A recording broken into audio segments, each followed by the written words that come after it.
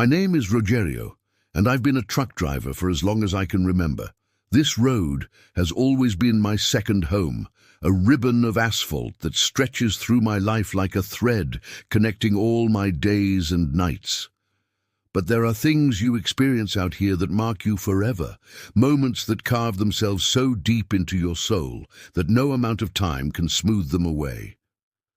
What happened that night was one of those moments. Even now, years later, just thinking about it sends shivers down my spine, makes my hands tremble slightly on the wheel. It was winter, deep into the early morning hours, when the world feels abandoned, and the highway seemed like a desert stretching endlessly into darkness. The fog was so thick it rolled across the road like ocean waves, so dense I could barely see 2 meters ahead of my headlights. The cold was the kind that seeps into your bones and settles there, making your jaw ache from clenching your teeth. And the silence. That terrible, suffocating silence made me feel like I was the last living soul on earth, driving through a world that had forgotten what voices sounded like. I was heading home after a long delivery run, one of those hauls that stretches you thin and wrings every last bit of energy from your body. It was past 3 in the morning, and my head felt heavy with exhaustion, my eyelids fighting a losing battle to stay open. But the longing for Clarice and my children burned stronger than any fatigue could dampen. That ache of missing them kept me alert, kept me pushing forward through the fog and darkness. Their faces floated before me as I drove, warming me from the inside. While I navigated that endless stretch of emptiness, something suddenly caught my attention up ahead. Lights, actual lights in all that darkness, like a lighthouse in a storm. There was a restaurant with its windows glowing, standing alone on the roadside. The sign read, "Happy Haven Restaurant," and the facade lights flickered weakly, struggling against the night like dying stars, but still somehow inviting. In all that void, it looked like salvation, a warm refuge calling to me from the cold. The lights seemed almost miraculous in that desolate stretch. I hadn't seen another sign of human life for hours. No other vehicles, no gas stations, nothing but that oppressive fog and the yellow lines disappearing under my wheels. My body was screaming for rest, my bladder uncomfortably full, and the thought of hot coffee seemed like the most beautiful thing in the world. So I decided to pull over. I needed that break, needed to feel like part of the living world again for just a few minutes. The parking lot was almost empty, just a couple of old cars sitting there like forgotten relics, their paint dull under the weak lights. Nothing seemed particularly unusual about that. I figured maybe a couple of other night travelers had stopped too, or perhaps they belonged to the staff. I pulled my rig to a stop, killed the engine, and sat there for a moment, listening to the ticking of cooling metal, gathering myself before stepping out into that brutal cold. When I pushed through the door, a wave of warmth hit me, but it carried something else with it, something I couldn't quite name. The place had this strange quality about it that I felt instantly, like a discordant note in a familiar song.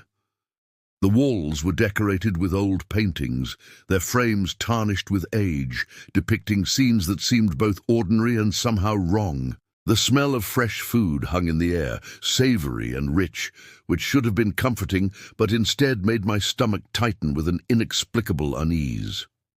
What struck me most were the people. There were maybe 5 or 6 tables occupied, scattered throughout the dining room, but not a single voice broke the silence. Everyone just sat there, still as statues, and when I walked in, every head turned toward me in perfect unison. Their eyes, they weren't just curious. They looked at me like they knew something I didn't, like they were waiting for something to happen. The waiter, thin as a rail with dark hollows under his eyes that looked like bruises, pointed toward the bathroom without me even asking, didn't say a single word. He just gave me this peculiar smile that didn't reach his eyes and turned away, leaving me standing there with goosebumps rising on my arms. The bathroom was worse, much worse. The mirror was covered in stains and smudges that seemed deliberate, almost like someone had tried to obscure the reflection. The walls were webbed with cracks that spider-webbed across the tiles, and if you looked at them long enough, they almost seemed to form shapes, patterns that resembled twisted faces, frozen in silent screams. But I needed to use the facilities, so I tried to push the creeping dread aside and focus on the simple, mundane task at hand. The only sound was the steady drip of the faucet, each drop echoing in that small space like a countdown. Then, cutting through that rhythmic dripping, I heard it. My name. Rogerio. It was barely a whisper. So faint I almost convinced myself I'd imagined it, but it was there, hanging in the damp air like frost. I spun around, my heart hammering against my ribs, but the bathroom was empty, just me and those cracked walls and that relentless dripping. I swallowed hard, the sound loud in my own ears, and splashed cold water on my face, watching it drip down into the stained sink. My mind must be playing tricks on me, I told myself. Too many hours on the road, too little sleep, too much darkness. It was time to leave, right now. But when I stepped back into the dining room, everything had changed. The restaurant I had just left moments before was completely unrecognizable, transformed into something from a nightmare. Everything was in ruins. The lights that had been glowing warmly were now extinguished, leaving the space drowning in shadows that seemed to move and breathe. The tables and chairs were overturned, some shattered into pieces scattered across the floor like the bones of the building itself. That inviting smell of fresh food had vanished entirely, replaced by the thick, suffocating stench of mold and rust and decay, the smell of abandonment and years of neglect. My breathing became labored, each inhale pulling that foul air into my lungs. I tried desperately to convince myself this was some kind of joke, some elaborate prank, but nothing about it made any sense. My eyes traveled across the peeling walls, now covered in dark stains that looked disturbingly organic. One of the paintings that had hung straight before was now tilted at a severe angle, and I could swear the eyes in the portrait were following me, tracking my every movement across the room. "This isn't real. This can't be real," I whispered into the darkness, my voice sounding small and fragile. I was talking more to myself than to anyone else, trying to use the sound of my own words to anchor myself to reality. I turned toward the exit, my only thought to escape this place that had somehow transformed around me. I took a hurried step forward, but my foot caught on something and I stumbled, nearly falling. Looking down, I saw a broken plate on the floor, and on its shattered surface were dark stains that looked horrifyingly like dried blood. My stomach lurched violently and bile rose in my throat. The urge to run overwhelmed every other instinct. I didn't care anymore about looking foolish or crazy. I just needed to get out. I rushed toward the door and burst through it into the night. Outside, the air was even colder than before, cutting through my jacket like it wasn't even there. The fog had grown thicker, if that was even possible, swallowing everything around me until I couldn't see more than a few feet in any direction. The silence was oppressive, pressing against my eardrums until they ached. My truck was exactly where I'd left it, solid and real and familiar, but somehow it looked wrong now, like it was parked in a different world entirely, a world that only resembled the one I'd left. I started walking toward it, my boots crunching on gravel that sounded too loud in all that silence, each step feeling like it took tremendous effort. That's when I heard it.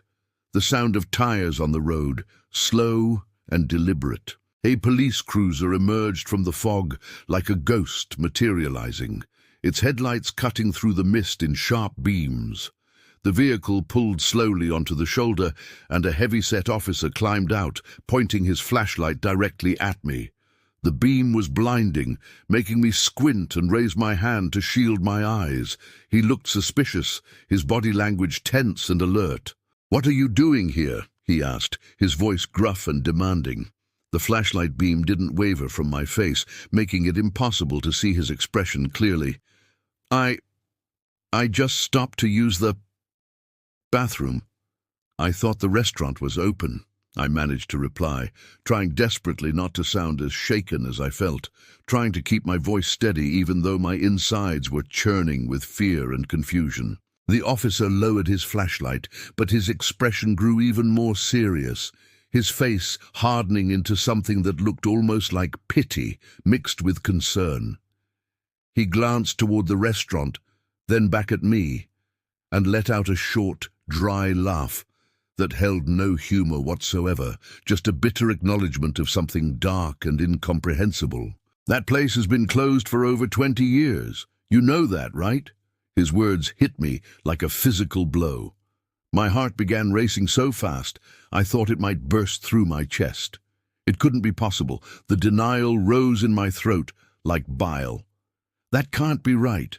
I was just inside there. There were people, there was food cooking, everything was normal, everything was open and running, I protested, hearing the desperation creeping into my own voice. He shook his head slowly, deliberately, like someone who had heard this exact story before, like this wasn't the first time someone had stumbled out of that fog, claiming they'd been inside. This restaurant was the scene of a massacre back in the 90s. 12 people were murdered here. They say the owner went completely insane and, well, you can imagine the rest of it. His voice dropped lower, became almost reverent with the weight of that tragedy.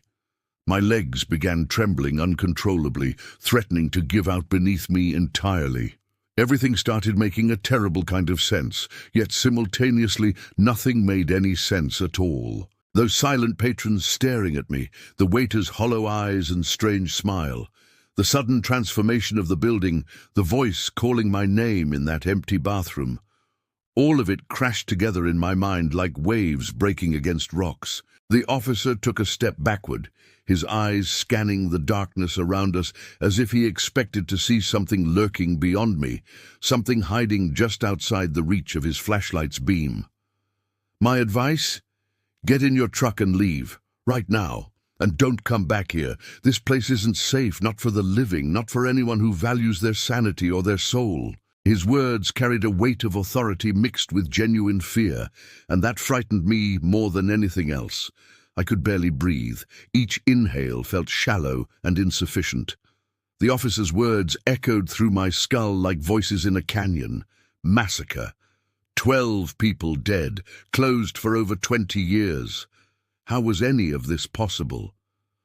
I had seen people inside, living, breathing people sitting at those tables. I had smelled the food cooking, rich and savory and real. It wasn't my imagination playing tricks, it was real. It had to be real. I climbed into my truck without saying another word, my body moving on autopilot while my mind spun in circles trying to make sense of the impossible. My hands shook so violently I almost couldn't turn the key in the ignition, had to grip it with both hands to get it to turn. The engine roared to life, that familiar rumble that usually brought me comfort and security, but this time that feeling didn't come. There was no safety, no relief, just this overwhelming need to put distance between myself and that cursed place. As I maneuvered to pull out of there, I glanced in my rearview mirror and saw the officer still standing in the same spot, but something about him seemed different now, altered somehow. He was staring intently at the restaurant, fixated on it like he could see something there that remained invisible to my eyes, something that held him transfixed. I hit the gas and drove away, tires spinning slightly on the gravel before catching and launching me forward into the fog. But my mind wouldn't stop racing, wouldn't let go of what had just happened. Every kilometer I traveled seemed longer than the one before, stretching out endlessly like the road itself was trying to keep me trapped in this nightmare. The truck's radio suddenly began crackling with static, even though I knew with absolute certainty that it was turned off. I hadn't touched it, hadn't even thought about music. Then cutting through that white noise, a melody began to play. It was faint, almost imperceptible, an old song from another era that seemed to drift through the static like smoke. The tune triggered something in my memory, reminded me viscerally of the atmosphere inside that restaurant, that strange, timeless quality it had possessed. My skin crawled with recognition. I glanced at the rear-view mirror reflexively, just a quick check, and my heart nearly stopped beating entirely. For one brief, terrible instant, I saw the face of a woman behind me in the sleeper cab. She was impossibly pale, her skin like moonlight on snow, with sunken eyes that seemed to hold depths of suffering, and a twisted smile that looked frozen onto her face like a death mask, unnatural and horrible. I whipped my head around so fast my neck cracked painfully, but of course there was nothing there. The sleeper cab was empty, just my rumpled sleeping bag and scattered belongings. Just shadows and my own terror making shapes in the darkness. I gripped the steering wheel so tightly my knuckles went white, and I forced myself to breathe deeply, to maintain control, to not drive off the road in my panic. Through an even more isolated section of the highway, miles and miles of nothing but dense forest pressing in on both sides, when I noticed something in my rearview mirror. An old car with weak, flickering headlights was following me closely, staying right on my tail in a way that felt deliberately menacing. I thought it was strange, but tried to focus on the road ahead, to just keep driving and ignore it. The car accelerated suddenly and pulled up alongside me, matching my speed perfectly. The driver was her, the woman in the white dress, but now her face was completely distorted, twisted into something that barely resembled anything human. Her eyes were just empty black holes, vast and profound, and utterly void of anything resembling life or humanity. She suddenly jerked her steering wheel toward me, her vehicle slamming into the side of my truck, and I nearly lost complete control, the rig swaying dangerously as I fought to keep it on the road. When I finally managed to pull over and stop, my hands shaking so badly I could barely grip the steering wheel, I found another note sitting on my dashboard. I know with absolute certainty I had locked the doors. "You won't escape."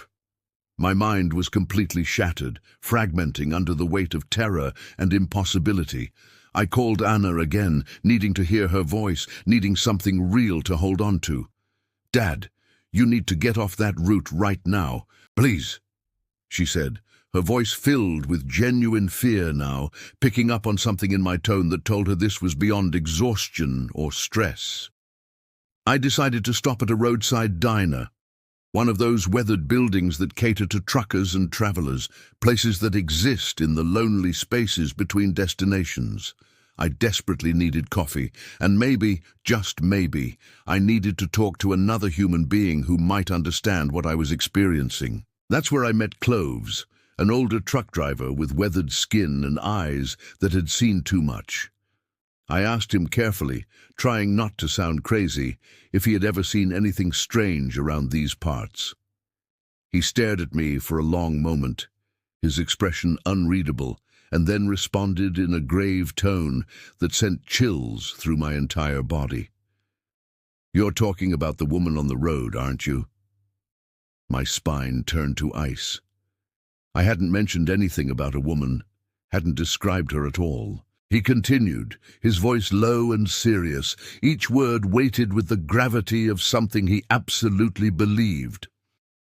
"This story has been circulating around here for decades. They say she died in an accident on this very stretch of highway, but she never found peace, never moved on to whatever comes after.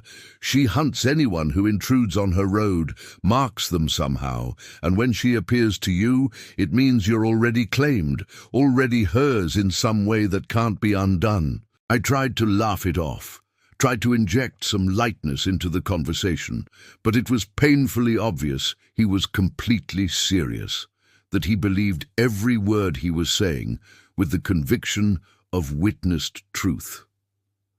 He leaned forward and gave me advice that felt more like a warning. "Finish this delivery as quickly as you possibly can, and never, ever come back to this route.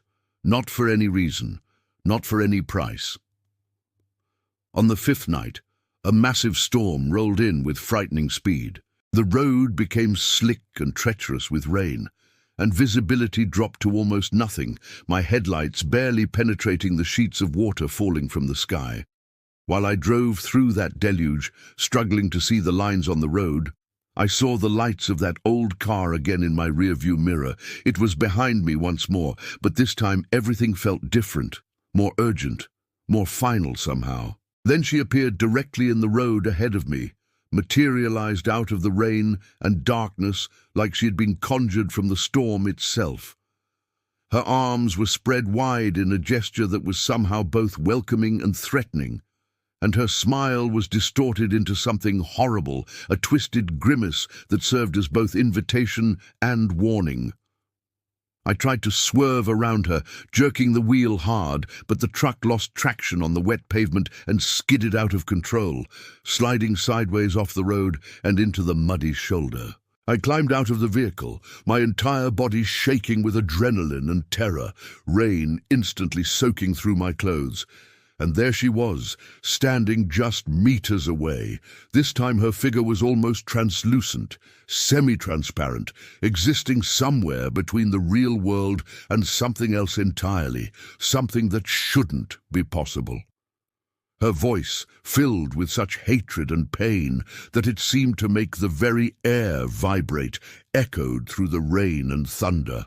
"You crossed the boundary. Now this road is yours too. You belong here now, just like me."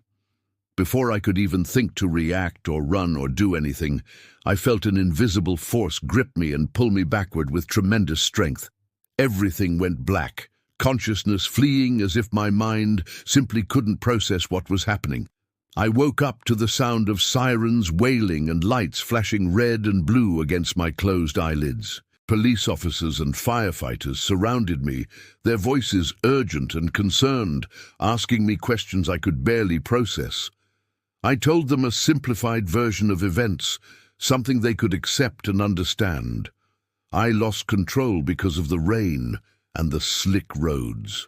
Who would have believed what really happened? Who would have taken me seriously if I'd told them about the woman in white, about the notes, about being hunted across hundreds of miles? I was taken to the hospital for observation, checked for injuries and signs of trauma, but I knew with certainty that something inside me had fundamentally changed, that I wasn't the same person who had started this journey. Months later, while going through old clothes and preparing to throw some things away, I picked up the jacket I'd been wearing that terrible night. My hand went into the pocket out of habit, and my fingers touched paper. I pulled out a note I'd never seen before, one that hadn't been there when I'd last worn the jacket. The handwriting was the same as all the others, that same shaky, urgent script. "Now you are the guardian." I never drove a truck again after that. Never returned to that route, never even went near that part of the state if I could help it. But I still feel, even now, all these years later, that somehow part of me remains trapped on that highway, waiting and watching for whoever will cross that boundary next, whoever will ignore the warnings and venture into territory that should remain forbidden. I've always been accustomed to long trips, especially at night, when the roads are mostly empty and the world feels like it belongs only to those of us behind the wheel. My name is Felipe, and I've seen plenty of bizarre things on Brazil's highways over the years, strange encounters and unexplainable moments that come with the territory when you spend your life driving through darkness. But nothing, absolutely nothing, comes close to what happened on that particular trip. It was September, and I had what seemed like a simple job ahead of me, straightforward and routine. I needed to transport some belongings from São Paulo to Curitiba for a family that was relocating. The family seemed nice enough, decent people, though I could sense a certain tension in the air while I helped them load everything into my truck. Maybe they were just stressed about the move, about leaving one life behind and starting another. My eyes kept returning to one particular box among all their possessions. It was an old toy chest. You know the type. The kind that looks like it came straight out of a horror movie, all weathered and ominous. The wood was covered in scratches, deep gouges and marks that looked almost deliberate, and the smell emanating from it was strange and unsettling, like decay mixed with something else I couldn't quite identify. But work is work, right? I sealed. That box, along with all the rest of their belongings, and departed, never imagining what was about to unfold. The trip started peacefully enough. It was just me, the familiar rumble of my engine, and the stars scattered across the sky above like diamonds on black velvet. But somewhere around 1 in the morning, when the world feels most abandoned and strange, I heard knocking coming from the back of my truck. Damn it, I thought immediately. Did they not secure something properly? Did something come loose and is now shifting around back there? I pulled over onto the shoulder, grabbed my flashlight from the cab, and went to investigate, expecting to find boxes that had toppled over or cargo that needed to be rearranged. But when I opened those doors and shone my light inside, o Claude pode cometer erros, confira sempre as respostas. Sonnet 4.5, my heart nearly stopped. The toy chest was open, and toys were scattered all across the floor of the truck's cargo area, spread out in a way that seemed almost deliberate. "What the hell is this?" I said out loud, my voice echoing in the empty space, trying desperately to convince myself it was just an accident, that the box had somehow come loose and spilled its contents during the drive. I gathered everything quickly, my hands moving faster than my racing thoughts, shoved all the toys back inside the chest, and made absolutely sure it was sealed tight this time, checking the latch twice, 3 times. But you know that feeling, that cold shiver that crawls up your spine like icy fingers. That's exactly what I felt in that moment, a primal warning that something was profoundly wrong. I climbed back into the cab and continued the journey. But fear had already claimed the passenger seat beside me, an unwelcome companion I couldn't shake no matter how hard I tried to focus on the road ahead.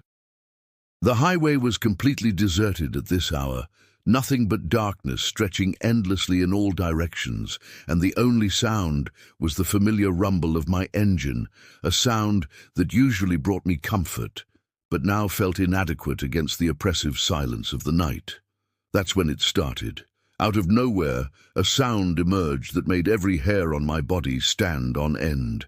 It wasn't the knocking this time, nothing as simple or explainable as that. It was humming, soft and low and slightly off-key, exactly like the voice of a child playing alone, lost in their own imaginary world. My entire body went cold, ice flooding through my veins. I looked around frantically, checking the cab, the sleeper area behind me, anywhere someone could be hiding.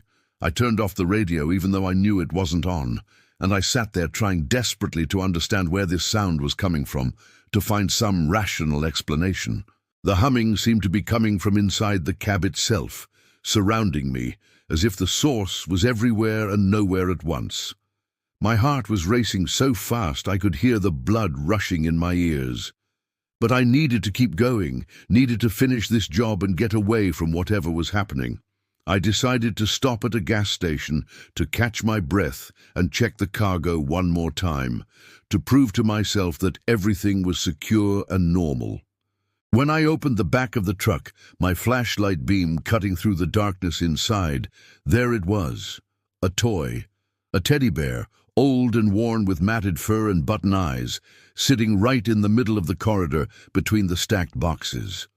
I knew with absolute certainty that I had put that bear back in the chest, had watched myself place it inside and close the lid, and once again that bone-deep chill swept through me, making my hands shake as I reached for the toy. I tried to ignore the feeling, tried to push down the rising panic. I picked up the teddy bear, its fabric rough and cold against my palm, placed it back in the chest, closed the truck, and reinforced all the seals with extra care. It's just in my head. I'm tired, that's all, I whispered to myself, trying to make the words true through repetition. But I was wrong. So terribly, horrifically wrong about what was happening. I tried to continue the journey as if nothing had occurred, as if I could simply will everything back to normality through sheer determination. The road stretched ahead even more desolate than before, and that isolation only made everything worse, amplified every fear and doubt.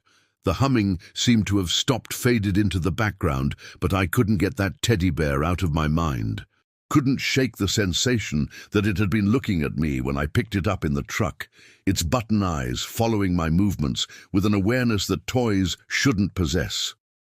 Just remembering it made my palms sweat against the steering wheel, made my grip slip slightly. Driving through the early morning hours had always been something that relaxed me, something I enjoyed, but this time was completely different. Every shadow seemed threatening, every sound suspicious. Round 3 in the morning, when the world is at its darkest and most abandoned, the humming returned. But this time was worse, so much worse. Now it seemed to be coming from the radio itself, emanating from the speakers even though I knew the power was off. I turned it off again, twisted the knob violently, but the sound continued unabated, that same childish melody weaving through the cab. My eyes were glued to the rearview mirror, fixed on the darkness behind me, expecting, I don't know what I was expecting, but something, anything, to explain what was happening, and then I saw it. A shadow moving in the back of the truck, passing quickly between the stacked boxes, a silhouette that was there and then gone in an instant. My blood turned to ice in my veins. I slammed on the brakes with everything I had, bringing the truck to a violent stop right in the middle of the highway. I didn't care about traffic or safety protocols or anything except understanding what the hell was happening in my cargo area. I needed to know, needed to see with my own eyes. I grabbed my flashlight, my hand trembling so badly the beam shook, and headed once more to the back of the truck. But this time, the fear was different, more profound, primal. It was like some deep instinct was screaming at me not to open those doors, warning me that some things are better left unseen and unknown. But I opened them anyway, because not knowing felt even more terrifying than facing whatever was inside. The boxes were exactly as I had left them, everything still neatly stacked and secured, except of course for that cursed toy chest. It was open again, impossibly open despite the seals I had reinforced, and the toys were scattered across the floor. But now they seemed organized somehow, arranged in a way that felt deliberate and purposeful, as if they had been positioned specifically to face me. A small car, a rag doll with button eyes, the teddy bear, all of them were turned in my direction, all those lifeless faces pointing toward where I stood in the doorway. My fingers trembled violently as I tried to gather everything up, tried to put them all back in the chest where they belonged, to restore some semblance of order and normalcy. That's when everything truly fell apart, when the nightmare became undeniable reality. The moment I placed the last toy back in the chest, the very instant my fingers released it, the truck doors slammed shut behind me with tremendous force, the sound echoing like a gunshot in the quiet night. I immediately tried to open them, throwing my weight against the metal, but they were locked tight, sealed from the outside by some force I couldn't comprehend or fight against. "Hey, who's there? What's going on?" I shouted into the darkness, my voice cracking with terror, but the only response was oppressive silence that seemed to press against my eardrums. And then it started. Laughter. Giggles, really.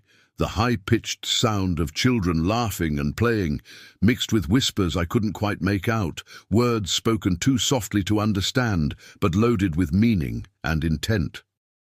My heart felt like it was going to explode right out of my chest, bursting through my ribs from the sheer force of its pounding. I pulled at the doors desperately, pounded my fists against them until my hands ached, kicked them with all my strength, but nothing worked. Nothing made any difference. And then I saw it happen, witnessed something that defied every law of nature and reason I had ever known. The toys began to move. First it was the teddy bear, that same worn bear I had handled multiple times tonight. It lifted its head slowly, deliberately, as if it had been sleeping and was just waking up, as if consciousness was returning to its stuffed fabric body. Then the other toys started moving too, one by one in a horrible sequence, and those dark button eyes, those lifeless glass eyes, all turned to stare directly at me with an intensity that seemed impossible for inanimate objects. I was paralyzed, Couldn't move a single muscle, couldn't even scream, though my throat was tight with the effort. The laughter grew louder, more frenzied, echoing off the metal walls of the truck's interior until it felt like it was coming from inside my own head. Then I felt something touch my leg, a small pressure against my boot. When I looked down, my flashlight beam shaking wildly, the toy car was there, pressed against my foot. Its wheels turned as if it had driven there under its own power. I screamed then, finally found my voice, and kicked the car away with all my strength, sending it clattering into the darkness. I ran toward the back of the truck, trying to put distance between myself and those moving toys, but I tripped over something, my feet tangling in unseen obstacles, and fell hard among the boxes. That's when my flashlight went out completely, plunging everything into absolute darkness, leaving me blind and helpless. In the pitch black, I saw a faint light appear, but it wasn't my flashlight. It was the teddy bear, somehow holding a candle in its paws, a small flame flickering in the darkness, and it seemed to be smiling at me, its stitched mouth curved upward in an expression that looked almost gleeful.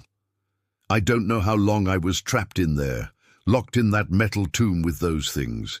Time lost all meaning in the darkness. All I can remember clearly is the light from that candle trembling and dancing while the toys moved around me in the shadows, their forms shifting and rearranging themselves in ways that should have been impossible. The children's laughter kept getting louder and louder, building to a crescendo that felt like it would shatter my mind completely. I curled up in a corner, making myself as small as possible, trying desperately to avoid any contact with those animated objects that surrounded me, pressing my back against the cold metal wall. My heart was beating so fast and so hard, I thought I might actually pass out from the sheer stress of it, thought my body might simply give up and let me escape into unconsciousness. Suddenly, I heard something different cutting through the laughter and the whispers. Banging on the outside of the truck, but not the kind of knocking I had heard before.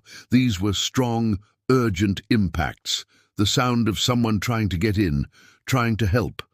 "Is someone in there? Are you okay?" It was a man's voice, authoritative and concerned, a police officer judging by the tone and the formality. I have never felt such overwhelming relief in my entire life, such gratitude for another human presence. I started screaming immediately, my voice hoarse and desperate, pounding on the walls of the truck with renewed strength fueled by hope. "I'm here! Get me out of here, please!" The doors opened with a deafening screech of metal on metal, and the police officer's flashlight beam hit me square in the face, blinding me after so long in darkness. "Are you all right?" he asked, his voice filled with genuine concern as he reached in and pulled me out into the cool night air. I was so shaken, so completely undone by what I had experienced, that I couldn't even form coherent words to respond. My entire body was trembling, shock settling into my bones.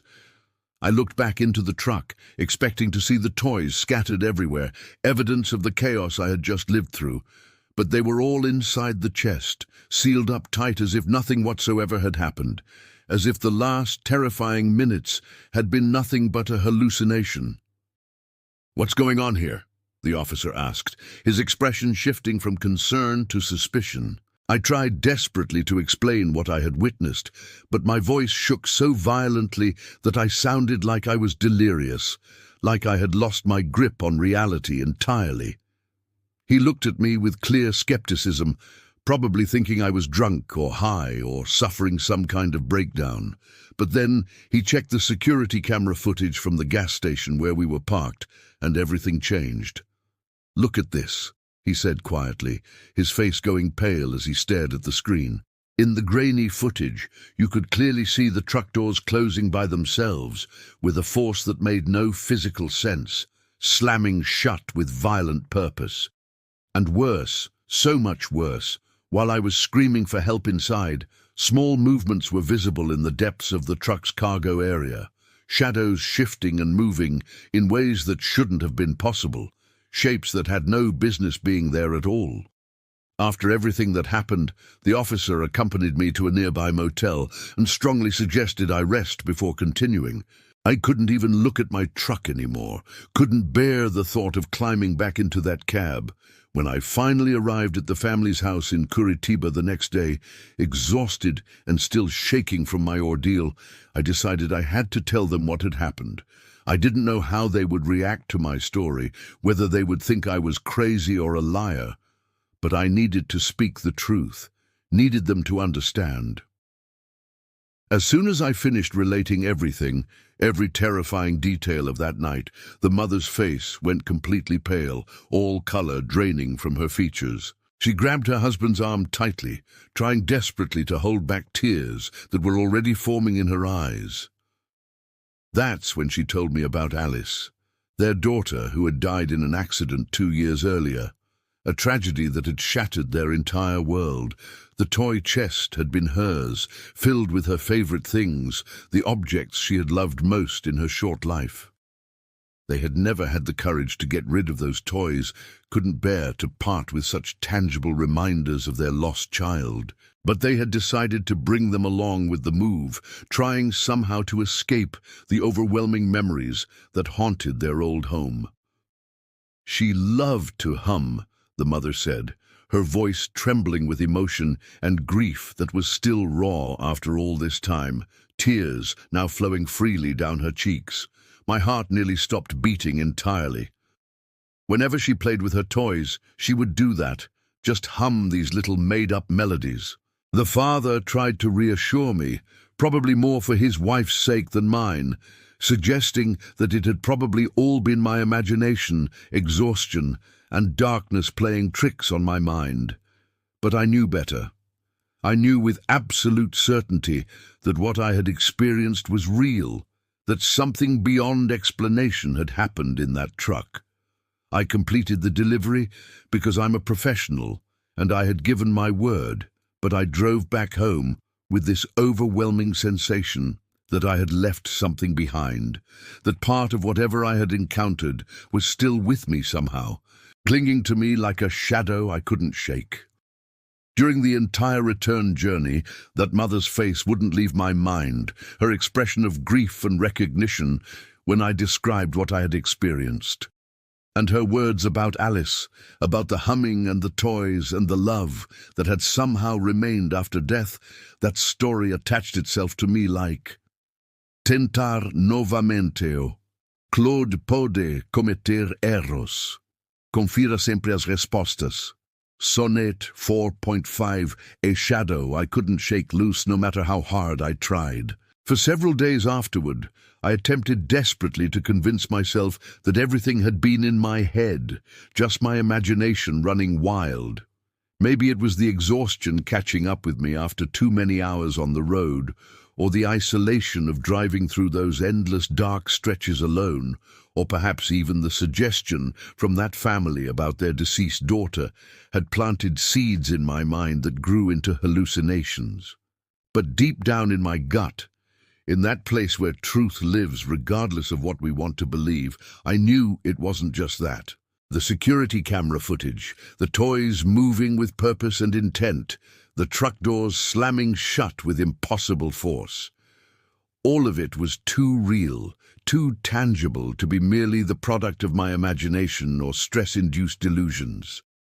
The nights became increasingly difficult after that, each one worse than the last. I couldn't sleep properly anymore, couldn't find that peaceful oblivion that rest is supposed to bring. I would wake up in the middle of the night, my heart pounding, drenched in cold sweat, with this overwhelming sensation that something was in my bedroom with me, watching from the shadows where my eyes couldn't penetrate. Once, and I swear this is true, I heard that same humming coming from my living room, that childish melody drifting through my house in the dead of night. I jumped up and ran out there, trembling like I had never trembled before. But there was nothing visible, at least nothing my eyes could perceive in the darkness. After that particular job, that cursed delivery that changed everything, I made a firm decision that I've stuck to ever since. I would never drive at night again, no matter how much money was offered.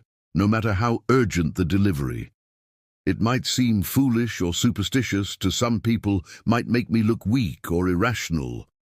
But the darkness now, the suffocating silence of empty highways stretching endlessly into nothing, all of it brings back that memory with crushing force, makes me relive those moments of pure terror.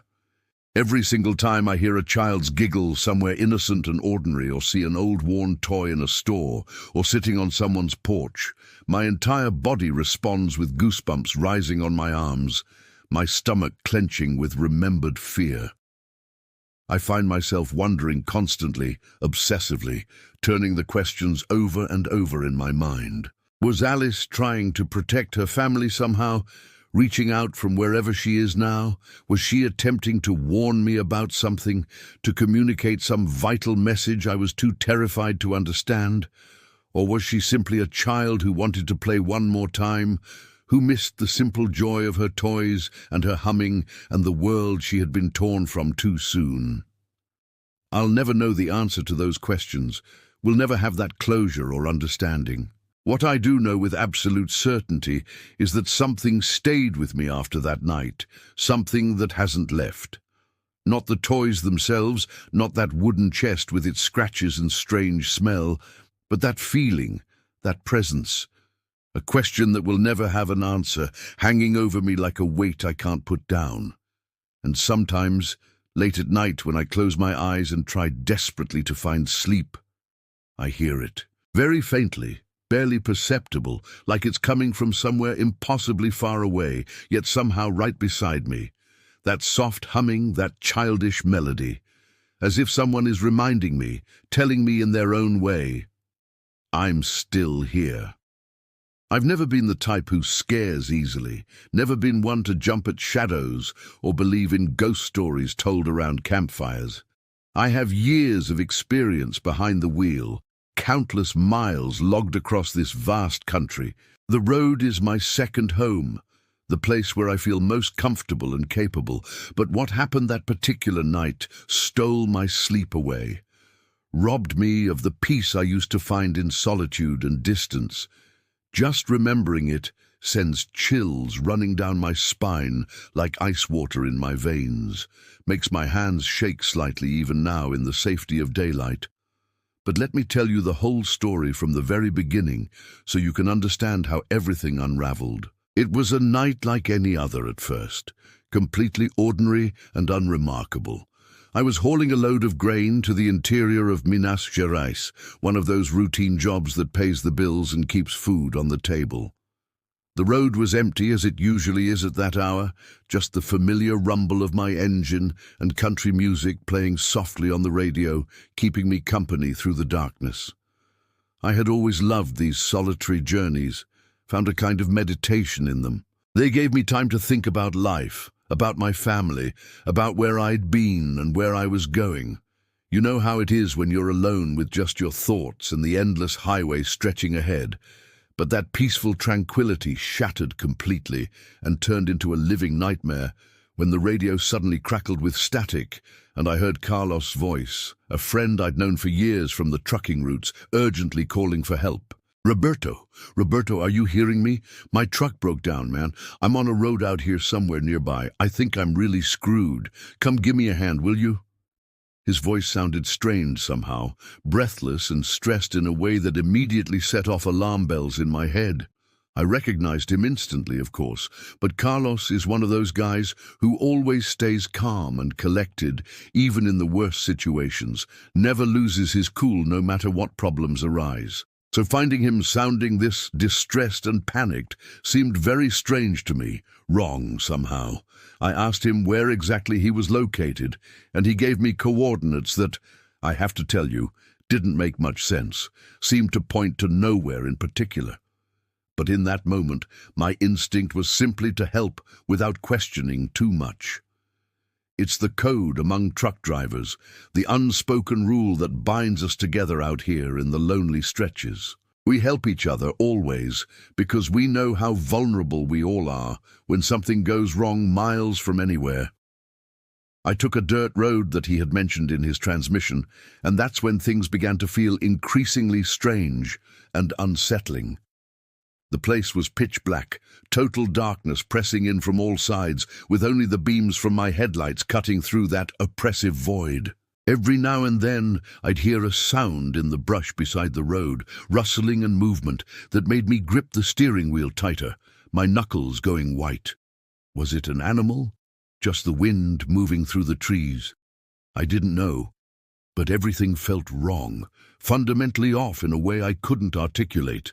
The air itself seemed heavy and thick, harder to breathe somehow, and even the familiar rumble of my engine sounded muffled and distant, as if the darkness was swallowing all sound.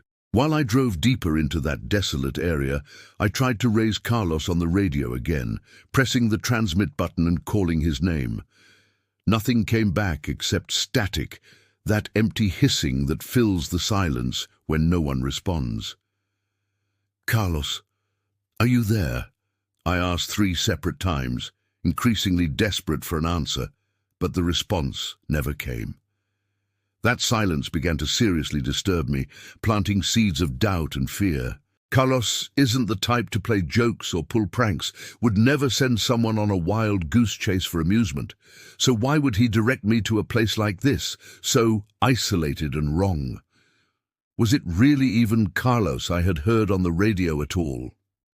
After what felt like an eternity of driving through that suffocating darkness, I saw that the coordinates had led me to a specific point on the road, a particular spot that seemed especially desolate and forsaken. It was surrounded by tall trees that swayed and bent in the wind in strange ways, their branches moving like they were whispering secrets to each other, sharing knowledge I couldn't access. I stopped my truck, killed the engine, and climbed down from the cab. That's when the first thing happened that made my blood run cold with genuine terror. There was no truck anywhere in sight, no vehicle at all. No sign that anyone had been here recently or was here now. Nothing but empty road and pressing darkness and those whispering trees. Something is very wrong here, I thought, my mind racing through possibilities. I pulled out my cell phone with trembling fingers and called Carlos's wife, needing to confirm something, needing to ground myself in reality. When she answered, sounding sleepy and confused, my head spun with the impossibility of what she told me. "Carlos is here at home with me, Roberto. He's on vacation with us, has been for days now," she said, as if nothing unusual had happened at all, as if the world made perfect sense. Vacation? How was that possible? I had just heard him on the radio minutes ago, desperate and stranded.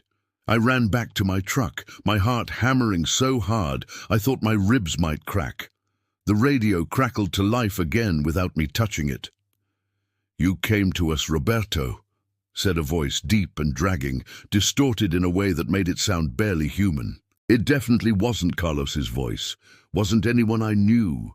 And then the sound cut out completely, leaving me in that suffocating silence that seemed to press against my ears. That's when I saw them for the first time. The silhouettes. When I saw those silhouettes emerge from the darkness, my heart nearly leaped straight out of my mouth, threatening to burst through my chest. They weren't people. Of that I was absolutely certain from the first moment I laid eyes on them. They appeared more like living shadows. Forms that vaguely suggested human shapes, but were twisted and wrong in fundamental ways. Some moved with jerking, unnatural motions, as if their joints were broken or bent at impossible angles. Others simply glided across the ground without walking, floating in a way that defied gravity and physics. My headlights illuminated just enough for me to perceive that whatever these things were, they were not normal, not natural, not part of the world I understood. This is just in my head. Exhaustion. It has to be exhaustion. I whispered to myself desperately, trying to rationalize the impossible. But when one of those figures turned in the direction of my truck, as if it had suddenly noticed my presence and was fixing its attention directly on me, I felt my entire body lock up with primal fear. I couldn't see a face, couldn't make out any features at all. There was just darkness where a head should be, an emptiness so profound it seemed to absorb light itself. It was like the night itself had taken physical form and was staring at me with malevolent awareness, evaluating me with incomprehensible intent. I tried desperately to start the truck, my hands shaking so violently I could barely grip the key. I turned it once, twice, 3 times. The engine made noise, that familiar sound of trying to turn over, but it wouldn't catch, wouldn't actually start and give me the escape I desperately needed. I was sweating profusely despite the cool night air, my shirt sticking to my back, turning the key with such frantic force that my hand cramped painfully. Those things continued standing there in my headlight beams, some completely motionless like statues waiting, others approaching slowly with that horrible gliding movement. The radio suddenly began crackling with static again, but this time it wasn't just empty noise. There were voices emerging from that white hiss, what sounded like multiple people speaking simultaneously in low, grave tones that overlapped and intertwined into something almost like a distorted choir. In the middle of that incomprehensible chorus, I heard Carlos's voice again, or at least something that closely resembled his voice, but was subtly wrong. "Roberto, don't be afraid. They don't want to hurt you, they just—" "They? Who are they?" I screamed into the darkness, as if someone might actually answer my desperate question. And then, without any warning whatsoever, all the lights on my truck suddenly shut off completely, plunging me into total darkness. I sat there blind and helpless, with only the sound of my heart pounding frantically in my ears and that eerie murmuring continuing to emanate from the radio speakers. Suddenly, absolute silence descended like a suffocating blanket, more terrifying than any noise could have been. Then it happened. One of the silhouettes appeared right beside my truck, just suddenly there with no transition I could perceive. I can't explain how it moved that fast. Can't describe the physics-defying way it traversed that distance in less than a heartbeat. My instinct took over completely, and I threw myself toward the passenger seat, as if that flimsy distance would somehow protect me from whatever this thing was. The radio crackled back to life, and that deep, dragging voice spoke again with terrible clarity. "You came here of your own will. Now you belong to this place. You're part of it now." In that horrible moment, the only thought that cut through my paralyzing terror was a single imperative screaming through my mind: "Run!" With hands still trembling violently, barely able to coordinate my movements, I tried the ignition one more time, desperately pleading with the machine to cooperate. To my immense surprise and overwhelming relief, the engine suddenly roared to life, that beautiful mechanical sound I had never appreciated more in my entire existence. Without thinking twice or looking back or questioning this miracle, I slammed the transmission into gear and floored the accelerator pedal with everything I had. The truck lurched forward violently and then shot forward, tires screaming and spinning on the dirt road, throwing up massive clouds of dust in all directions. The shadows didn't chase after me, didn't pursue with supernatural speed as I half expected, but I felt with absolute certainty that they were still watching me, that their attention remained fixed on my fleeing vehicle as I desperately tried to escape. As I drove with wild abandon, taking curves too fast and pushing my rig to its limits, it seemed like the road would never end, like I had become trapped in some kind of loop where I was condemned to see the same trees, the same curves, the same stretches of dirt road repeating endlessly without progress or escape. Only when I finally caught sight of lights ahead, the familiar glow of the main highway, with its street lamps and occasional passing traffic, did my heart begin to decelerate slightly, did hope start to replace pure animal terror. But that sensation of being followed, of having something's attention still locked onto me, remained there, stuck to my consciousness like tar I couldn't wash off. I reached the main highway with my chest feeling tight and constricted, barely able to draw full breaths. I glanced in my rear-view mirror reflexively, and for just 1 second I swear I saw one of those silhouettes standing at the edge of where the dirt road met pavement, motionless and watching me drive away. But I absolutely did not stop to verify what I'd seen, didn't slow down to take a second look. I just kept driving straight toward home, with my hands still welded to the steering wheel, as if my very life depended on maintaining that death grip. I arrived home in the early hours of the morning, when the sky was just beginning to lighten with the approach of dawn. I should have felt relieved, should have experienced that usual sense of safety and comfort that comes with reaching your own property. But that feeling that something had followed me home, that I had brought something back with me from that cursed place, wouldn't release its hold on my mind. I climbed down from the truck slowly, my body aching from tension, and looked carefully around before entering my house, scanning the familiar yard and driveway for anything out of place. Nothing. No sound, no movement, just the typical silence of early morning. My wife Mariana was sleeping peacefully, unaware of the nightmare I had just endured, and I stood in our bedroom doorway for a long moment just watching her breathe. But I needed desperately to tell someone what had happened, needed to share this burden before it crushed me completely. I woke her gently with a light touch on her shoulder, being careful not to startle her. But before I could say a single word of explanation, she immediately perceived my state, read the trauma written across my face. "Roberto, what happened? You're white as a sheet," she said, genuine worry flooding her voice as she sat up quickly. I began trying to speak, but my voice kept failing me, the words coming out tangled and confused and incoherent. The only thing I managed to say with any clarity was, "Carlos wasn't there. He was home the whole time." And then I simply collapsed into a kitchen chair and told her everything in a rush of words, from the initial call on the radio to those shadow figures on that desolate road. Mariana listened to my entire story in complete silence, her face growing increasingly pale as the implications of what I was describing sank in. When I finally finished, when there were no more words left to spill, she placed her hand gently on my arm, a gesture of comfort and concern.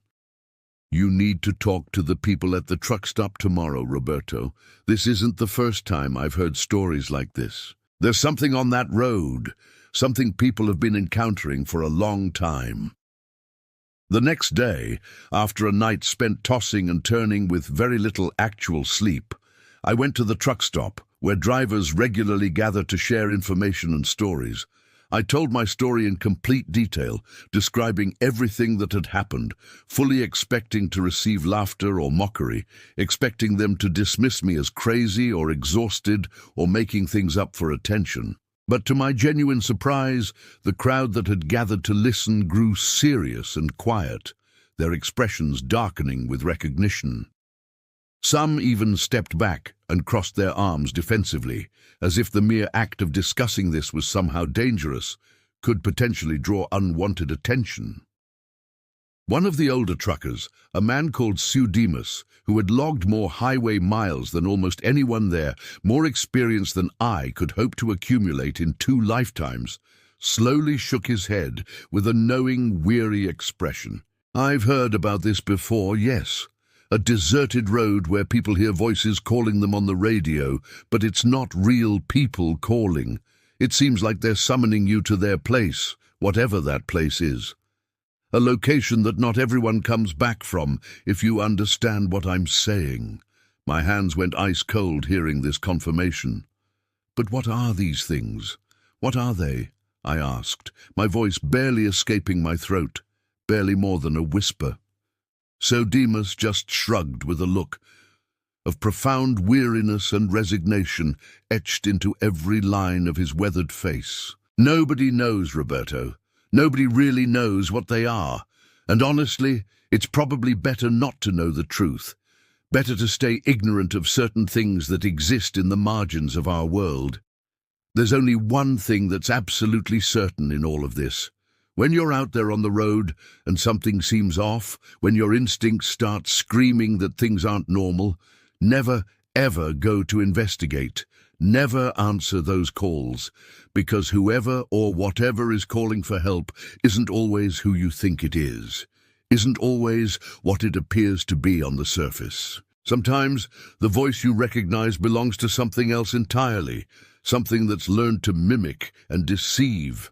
That night, I returned home, still feeling that persistent chill running up and down my spine, like icy fingers trailing across my skin. As I lay down in bed beside Mariana, trying desperately to find some peace and rest, the radio in my truck parked outside in the driveway suddenly crackled to life for just an instant. I know with absolute certainty that radio was turned off, that the truck's battery was disconnected. Yet through the walls of my house, I heard it. A low, dragging voice that seemed to come from somewhere very far away and simultaneously right beside my ear, whispered with terrible clarity, "Until next time, Roberto."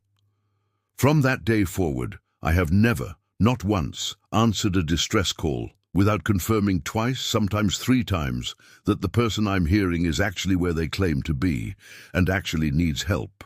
I verify through multiple channels, call their family, check with dispatch, do everything possible to ensure I'm not being lured somewhere I shouldn't go.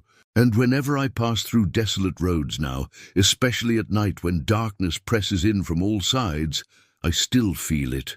Something out there in the emptiness, something watching from just beyond where my headlights can reach, something waiting with infinite patience for the next traveler who makes a mistake, who follows the wrong voice down the wrong road. My advice to you, my fellow travelers of these lonely highways, is simple but vital. Be careful with the voices you hear in the night, especially when you're alone and vulnerable and far from help. Not everything that calls out for assistance actually wants your help or has your well-being in mind. Some things call out for entirely different reasons, with entirely different intentions. And if one day you hear something strange crackling through your radio, something that makes your instincts scream warnings, even if you can't articulate why, do yourself a tremendous favor. Accelerate. Keep your eyes forward on the road ahead. And whatever you do, don't look back into the darkness behind you. Just keep driving until you reach light and people in safety, and never speak of what you heard to anyone who might be tempted to investigate for themselves. Hello there, brave soul. Welcome. If you have a deep fear of real and terrifying accounts, if stories that chill your blood and haunt your dreams aren't something you can handle, then this probably isn't the place for you. I would genuinely suggest you stop here, close this out, and find something lighter to occupy your time. But if you're courageous enough, if you want to hear a story that will reach down into your very soul and leave marks you won't easily forget, then settle in and stay a while. Just remember, I warned you about what you're about to hear. I gave you the chance to turn away while you still could. Let me tell you what happened to me. Let me share this burden I've been carrying alone for far too long. My name is Raphael, and I've been a truck driver for more than 20 years now. I've traveled across every corner of Brazil, logged more miles than I can even begin to calculate, and I've seen plenty of strange things out there on those endless roads. Odd encounters, unexplainable moments, things that make you question what you know about the world. But nothing, and I mean absolutely nothing, comes even remotely close to what happened on that particular night. It started as a completely ordinary day, you understand. I was at my usual spot in Campinas, that familiar truck stop where drivers gather and wait for work to come find them. I was hoping someone would show up with a freight job, any job really, because the bills were piling up at home like snow in a blizzard. And I desperately needed money yesterday. Needed it weeks ago, if I'm being honest. That's when he appeared. This man, this stranger who made every instinct in my body scream warnings the moment I laid eyes on him. He had a scar that crossed his entire face from one side to the other, a mark of violence that immediately told you this was someone who had lived through things most people never encounter. His demeanor was intimidating in a way that went beyond just physical presence, something in his eyes that suggested he had seen and done things that would break ordinary men. He told me he had an easy job for me, said it with the kind of casual confidence that comes from being used to people doing what you tell them. Transport a shipping container from Campinas to Goiás. Simple as that. Nothing complicated, just basic hauling work. It seemed straightforward enough, the kind of job I'd done 1,000 times before without incident. But then came the detail that should have made me walk away immediately, the condition that set off every alarm bell in my experienced mind. You cannot open the container under any circumstances. No matter what happens, no matter what you hear or think you hear, you keep it sealed. Do you understand me? That made me deeply uncomfortable, filled me with a creeping sense of dread I couldn't quite name. But the payment he was offering, it was enough money to pay off every single bill that was strangling me financially and still have plenty left over.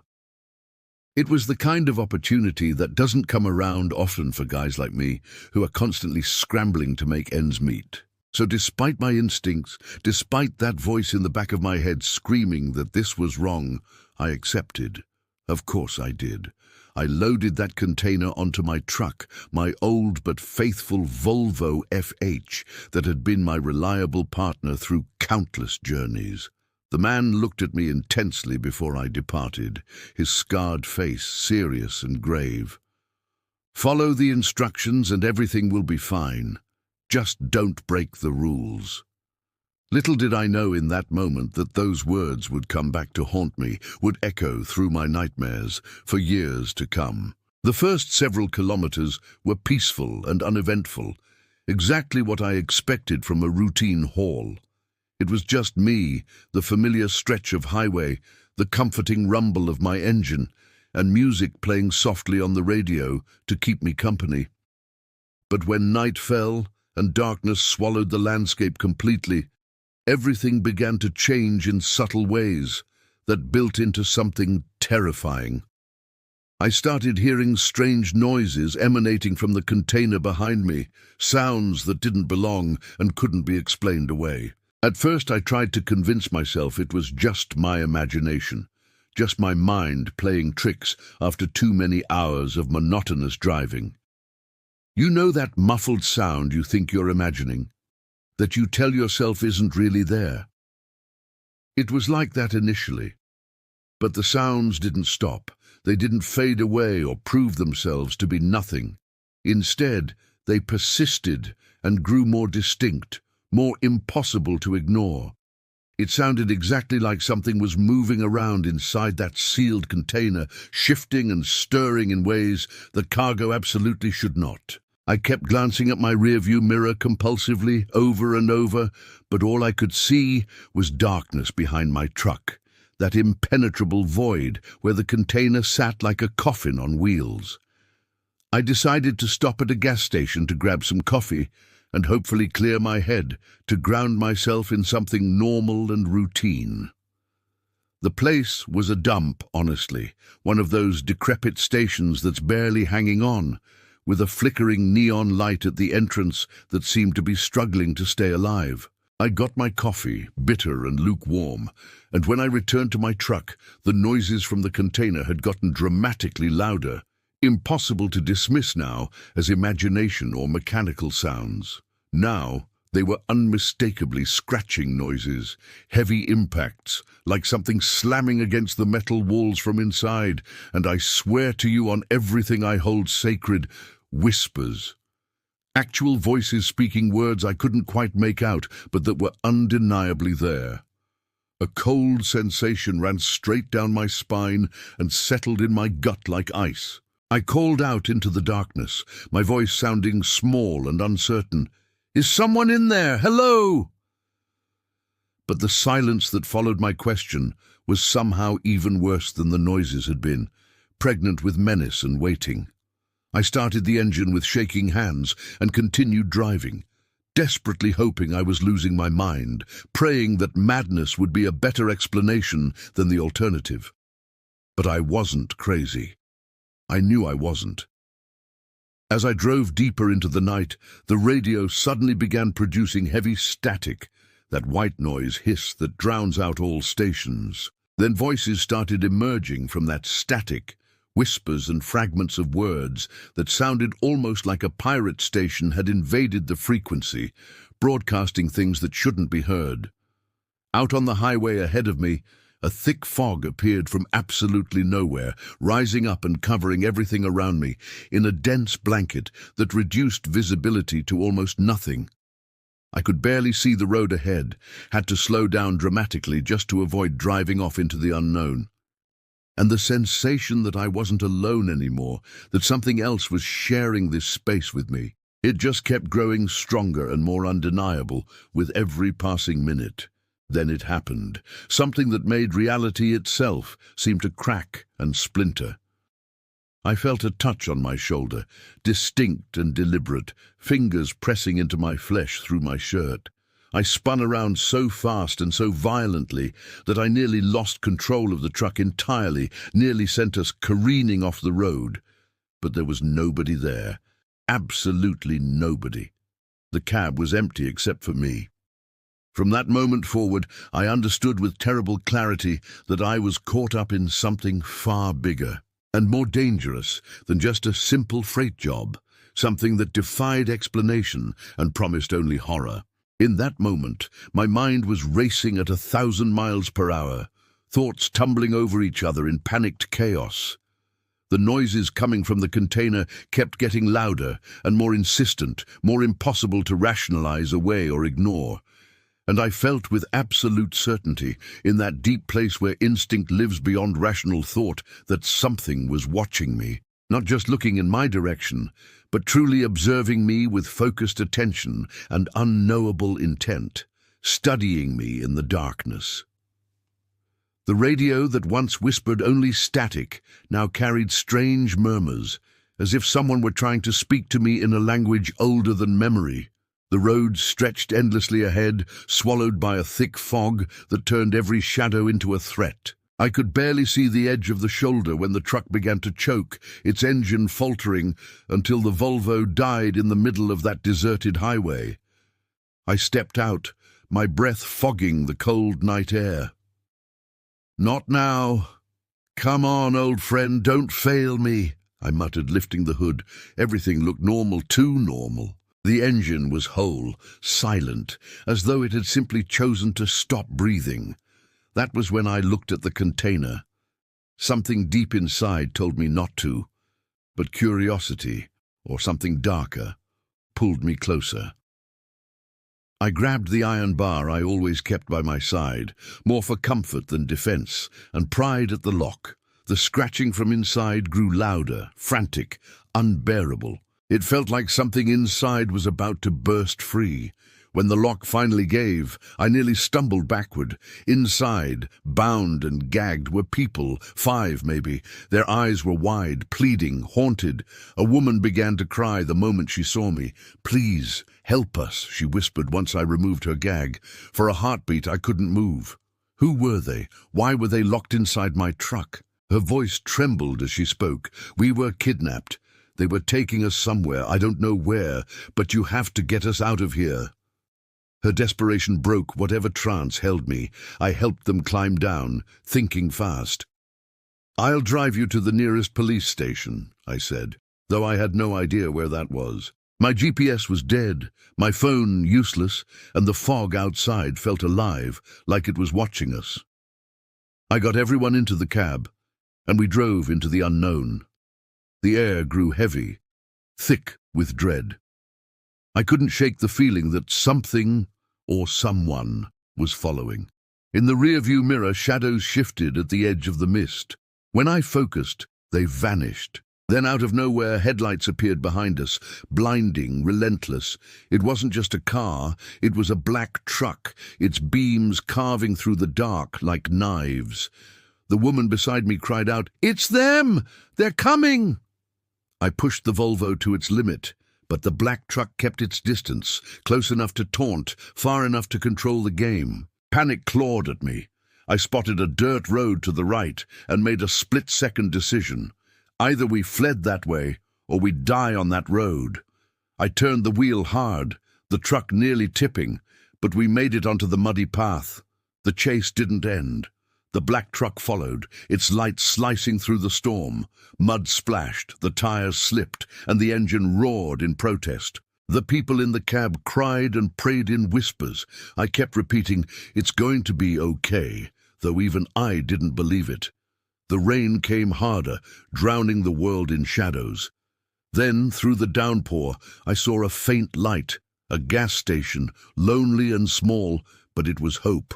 I pushed the pedal to the floor, pulling into the lot so fast I almost hit an old man standing by the door. "Call the police," I yelled, jumping out. He nodded, eyes wide with fear. We ran inside, locked the doors, and killed the lights. The place smelled of old coffee and dust. "Stay down," I whispered, my pulse hammering. Outside, silence. Then the black truck stopped, its lights went out, but I could feel them watching. Moments later, pounding on the doors shook the walls. "You think you can hide?" A man's voice shouted, low, cruel, thick with menace. The sound froze my blood. Shelves rattled as the pounding grew louder.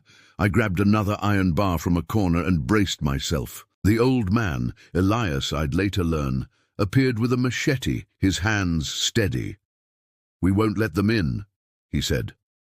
I didn't know if he was brave or insane, but he was all I had. The pounding turned into chaos. Then, like salvation from the heavens, sirens. Red and blue lights cut through the fog. The attackers hesitated, retreating into their truck before vanishing into the night. The police stormed in moments later, but deep down, I knew this wasn't over. We were taken to safety, but I couldn't sleep that night. The headlights, the voices, the terrified faces in that container, they haunted every corner of my mind. By morning, I drove back to the station, needing answers I couldn't name. Elias was there, sweeping debris, his face heavy with worry. "Didn't think you'd come back," he said quietly. I told him I needed to understand who those men were, why they wanted those people. He sighed, eyes dark as the fog outside. "They won't stop. You saw too much. Now they'll come for you too." The sound of tires crunching on gravel froze us both. Headlights appeared, those same black beams slicing through the dawn. Elias whispered, "It's them." Before I could move, the truck door opened. The leader stepped out, that same smile carved into his face, cold as death. "Thought you could run, trucker?" he said, voice dripping with malice. My hand tightened around the iron bar, ready for the worst. He gestured toward another truck behind him. Its engine roared, a sound that became a scream. "You messed with the wrong people," he shouted as the explosion tore through the night. Fire consumed everything. Somehow, Elias and I escaped through the back, stumbling into the darkness. From the flames, a figure stood watching, its eyes glowing with something far beyond human. I knew then that the real nightmare had only begun. For years, I thought the stories truckers told on lonely highways were just ways to pass the time. But after that night on Interstate 70, I learned that some roads lead to places where reason dies. It was supposed to be an ordinary night. A stop at a quiet gas station, the usual chatter among drivers, but something in the air felt wrong. Then one old man said, "You've heard about the ghost truck, right?" Laughter died instantly. "It appears from nowhere," he said. "You try to follow, but you never catch it, and when you realize it's behind you, it's too late." I laughed it off, until I saw it. Hours later, in my mirror, two distant headlights followed me, constant and cold. No matter how fast I drove, they stayed the same. Then they vanished without turning, without slowing. Gone. I stopped at a rest area, but sleep was impossible.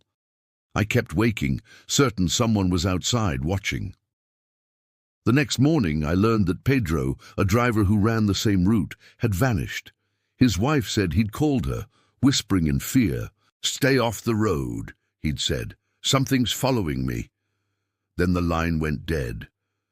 That night, I saw the truck again, old, rusted, its paint scarred with deep claw marks. I passed it once, but when I looked back, it was gone. The following night I returned, drawn by something I couldn't explain. The headlights appeared once more, silent, unnatural. When I glanced in the mirror, I saw the shape of a man behind the wheel, a massive silhouette, unmoving. He followed me until a curve in the road, then disappeared again. On the shoulder, something waited, a faded photograph of truckers smiling beside their rigs. All except one, the man with the axe. Since that night, I no longer drive after dark. Some say the road remembers those who vanish upon it. Others whisper that the ghost truck still roams, hunting anyone who dares to see what shouldn't be seen. As for me, I just keep moving, praying the headlights I see in the mirror belong to the living. The first time I stepped into that abandoned station, I found an old diary buried beneath dust and oil stains. The pages were worn, fragile, yet legible enough to reveal the words of a truck driver named Dan. He wrote about something, or someone, he called the Shadow. His notes grew more desperate with each line, describing a tall figure that appeared out of nowhere, holding an axe that gleamed even in darkness. "He isn't human," read the final trembling sentence, "and he's coming for me." I closed the diary, and when I turned toward the window, there he was, a tall figure standing at the edge of the road, staring straight at me. I grabbed a wrench and walked out, my breath heavy in the night air. But when I reached the spot, he was gone. Only deep marks on the asphalt remained, as if something had dragged an axe along the ground. That was when I knew I couldn't keep running. I had to face whatever haunted that stretch of road. I followed the trail into the forest, to a clearing whispered about by other drivers, the place where the man with the axe was said to claim his victims. The air was thick, heavy with the stench of rust and something worse. Scattered all around were scraps of torn clothing, shattered glass and stains I didn't dare inspect too closely. And then I saw him. He stood in the center of the clearing, dragging the axe in slow circles on the dirt, the sound grating against the silence. When he turned, I felt it in my bones. This was not a man. His eyes glowed with a sickly light, and his grin stretched far too wide, animalistic, hollow. I hurled a stone toward a circle of rocks near him, sensing somehow that it mattered. The moment it shattered, the thing screamed, a sound so sharp it tore through the air like steel. When I opened my eyes again, he was gone. I stumbled back to my truck, weak, but certain it was over. I was wrong. Since that night, I've avoided that road.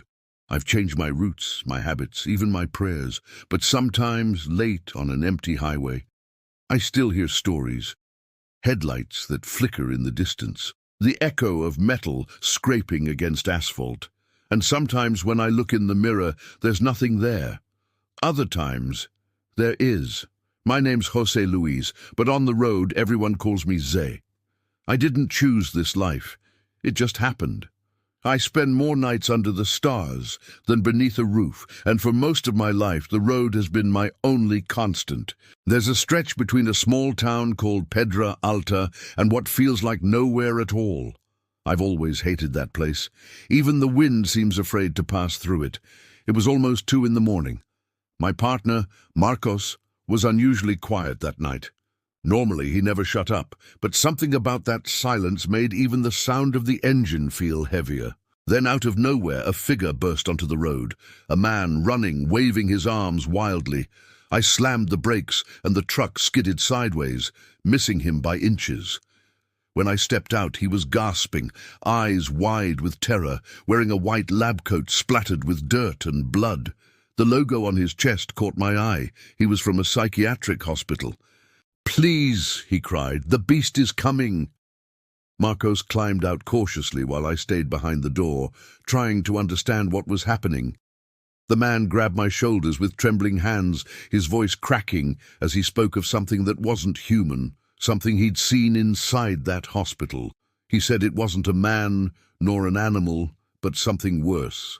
Marcos, ever the rational one, called the police. The man begged us not to leave him, But fear had already gripped us both.